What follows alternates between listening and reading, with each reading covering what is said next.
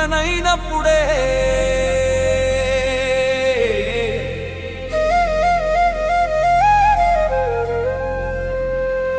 మనస్సు పవిత్రనైనప్పుడే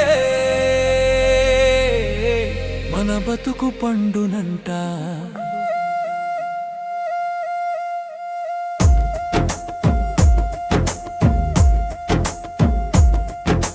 పవిత్రమైన ఆలాచాలు భావాలు కలుగునంట.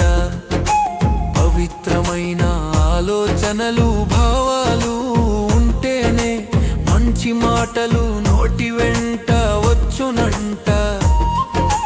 మంచి మాటలు మన నోటి వెంట వచ్చిన నాడే నిజమైన భక్తి మనలో కలుగునంట. మనస్సు పవిత్రనైనప్పుడే మన బతుకు పండునంట.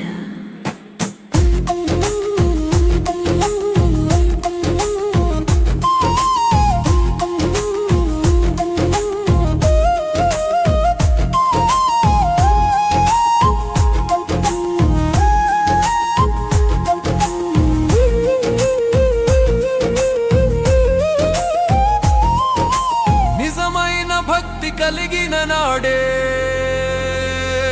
మన మనస్సనే మందిరములో నిత్యం ఆ దైవం నిత్యం వసించునట.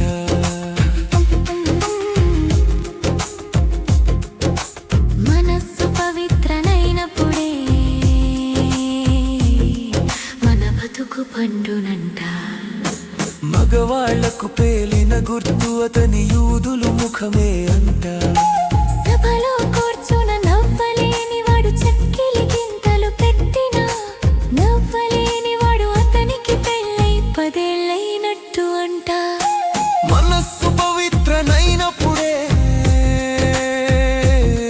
మన బతుకు పండునంట. మగవాళ్లకు పేలిన